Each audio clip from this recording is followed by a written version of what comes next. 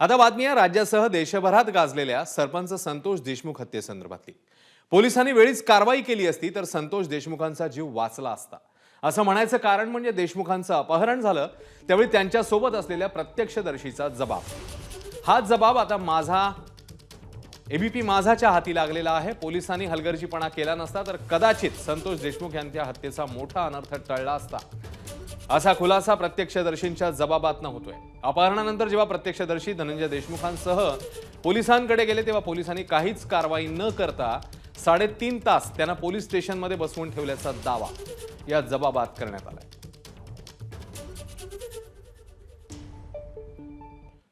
तर सरपंच संतोष देशमुख यांच्या अपहरणावेळी प्रत्यक्षदर्शीने आपल्या जबाबात काय म्हटलं होतं ते पाहूया।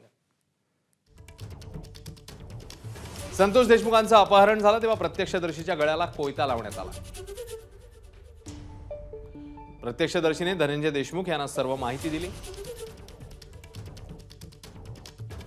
धनंजय देशमुखांची प्रत्यक्षदर्शीसह केज पोलिसांकडे मग धाव पाहायला मिळाली। केज पोलिसांनी धनंजय देशमुख आणि प्रत्यक्षदर्शीला 3.5 तास बसवून ठेवलं।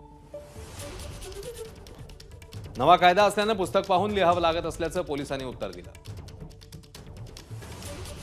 पीआय महाजन बनसोडे नावाचे अधिकारी पोलीस स्टेशनमध्ये उपस्थित होते। आवारा कंपनीतील धमकी प्रकरण माहिती असूनही महाजनांनी हालचाल केली नाही असा जबाब प्रत्यक्षदर्शीने दिलाय। प्रत्यक्षदर्शीने दिलेल्या माहितीवर कोणतीही कारवाई नाही झाली असंही जबाबात नमूद करण्यात आलं। देशमुखांचं अपहरण करणाऱ्या आरोपीचं मोबाईल लोकेशन शोधलं नाही तर अपहरण करणारी स्कॉर्पिओ कोणत्या दिशेला गेली तेही शोधलं नाही। देशमुख गंभीर अवस्थेत सापडल्यावर केवळ प्रत्यक्षदर्शीची सही घेतली।